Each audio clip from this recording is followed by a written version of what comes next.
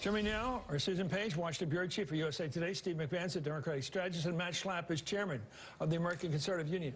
There's something in the air. I heard it this weekend up with a bunch of Democrats in Massachusetts this weekend. I'm reading something this morning. Somebody's got $1 million bounty out for Hillary's health records. The Trump's talking about Sean Hannity's ranting on this topic. What's going on? You get a smell out there what the Republicans are up to on this health thing. Steve. Well, I mean, they're getting desperate, and they're obviously... What are they on to this? Why are they on to health? What do they know? Is there something we don't know in the health records? Something that could change this election around? No, there's no indication that there's anything like that. This was something that was thrown out there as a canard about a year or so ago. You know, that Hillary Clinton had somehow had strokes or something, and it's ridiculous. And what happens is when a campaign appears to be failing and they make charges that don't seem credible at all, it actually reflects more on the person making the charge. Well, is it smart to make a charge like this if they know it's not going to be proven true? I mean, it's smart if they can lead into something actually coming out, or they can force some information out of their medical records. Why would they go into a wall on this? Why would they say something will be demonstrably proven wrong within a matter of weeks? Because Donald Trump and his campaign, they don't think beyond the next news cycle, and they're just desperate and grasping for straws, and you can see it. Susan? Well, why are they pushing this button? Because we're going to show you Hannity here, who's relentless on this. Well, and Donald Trump actually has been pretty clever through the primaries in finding some weakness in an opponent, giving him a nickname that, in fact... Low-energy Jeb. Low-energy Jeb is a good... Little Marco. But this one seems kind of outrageous, doesn't it? She traveled 1 million miles as Secretary of State. She had a sleeping bed in the plane. I would like to have that bed. I'd like that bed.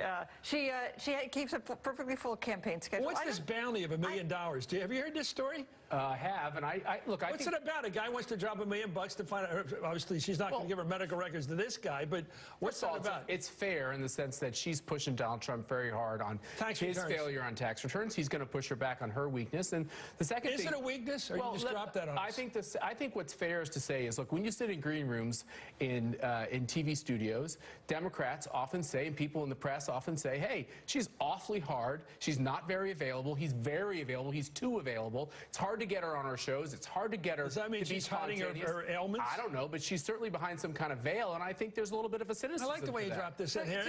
You know what? Perfectly legitimate to say she doesn't do news conferences. She hasn't done a real news conference since December. That's a perfectly fair line of attack. Even asked for the questions ahead of time. But saying that reflects ill health, I just don't see the linkage. When's the last time she did that?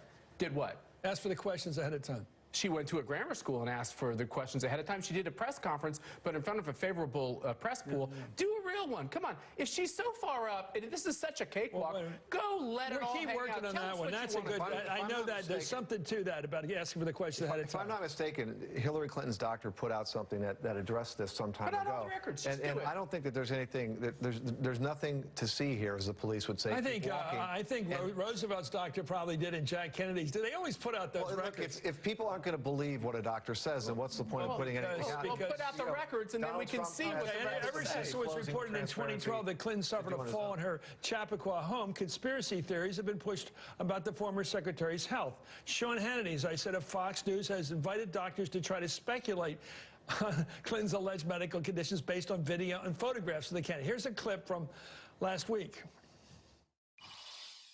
Was there a possibility she had a mini stroke, a TIA? Absolutely. What do you think, Doctor? Do you believe that? Well, you know, the picture that you showed as she's going up the stairs speaks a million words. So is she really fatigued? Is she dehydrated? One of the main reasons why she fell in 2012 and had the concussion was severe dehydration. They're holding her and going up the stairs, so she may be really dehydrated. She may have arthritis. She may have back pain. She may have fallen again that we don't know. So there are a lot more questions that's unanswered.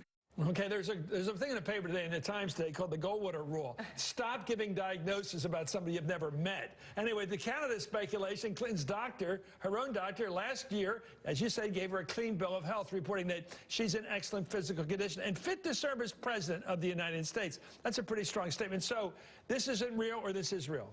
She should put her records out. Put your medical records out. No, not a doctor, not your own personal doctor saying, oh, everything's fine. Returns. How about a summary of... Okay, no, this is...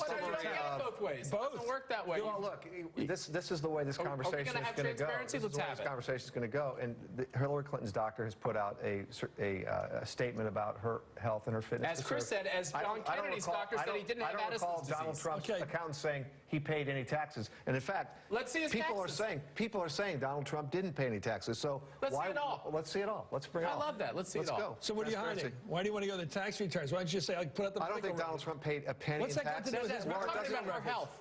We're We talk talking about Donald Trump all day long. They could both be hiding something. Who knows? We're Anyway, talking about transparency. when people, never mind, we'll see. More Anyway, Politico transparency is reports that better. the Clinton campaign is already preparing for the worst from Trump, especially when it comes to the face-to-face political combat of the presidential debates themselves. Quote, the person picked to be Hillary Clinton's sparring partner in her upcoming debate prep sessions is expected to confront her about the death of Vincent Foster, label her as a rapist enabler, and invoke the personally painful memories of Monica Lewinsky and Jennifer Flowers, close quote. Trump hasn't shied away from attacks, of course, like these in the past. Here's what he said at his campaign rally this Saturday. Her husband, Bill Clinton, who, by the way, remember what he said? He did not have sex with that woman. Then a couple of weeks later, oh, you got me. Oh, I'm so glad they kept the dress. I'm so glad they kept that dress. All right? It's great. You know why? Because it shows what the hell they are. You know, Susan, there was a sense not too many years ago when you wouldn't talk about the dress the way he just did. You know, because we're really talking about DNA evidence and the whole routine. Hey, it's hard to believe there's a corner of the unpleasant he's not willing to go into. Oh, I think that you have to assume debates. that assuming we have debates, that he will bring up these issues. And I don't think the attack by him is particularly perilous because we've had these attacks before. They didn't even keep Bill Clinton, get Bill Clinton. The Clintons are very good at SDI. When you come in on those ones, right, they always make you look bad. But the question is, does she, her response, it's not the attack. Right. Can she respond in a way that is serious and thoughtful, doesn't look too defensive, deals with it and gets rid of it, makes the issue, him asking the question. That is harder than you'd think to do, and it's not something she's had to do in the past because these are not issues that Democratic primary opponents were going to raise in their Well, Steve, how would you play it? How would you play it if you were a debate challenger? If you had to play the sparring partner, how would you do it? Would you come in like that? Yeah, absolutely. What would you say? What about Monica? Why, you knew about it, didn't you? You didn't know about it. You didn't know about it. You didn't know about it. I would say, I don't think she did know about it myself, but I would say. I would say all of that. I would talk about, you know, all the scandals that we're all very, very familiar with, and I would keep coming at it again and again and again because at the end of the day, he knows he's not going to be able to throw her off on substance. She knows it so cold and so well.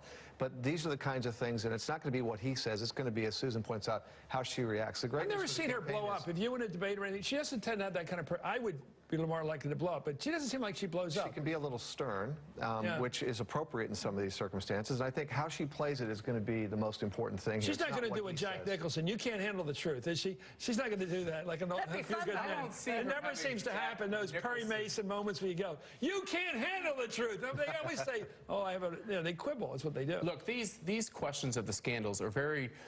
They're right in people's mind because if you look at the Bernie Sanders, part of his appeal was she's part of the past. She owns Washington. She's scandal after scandal.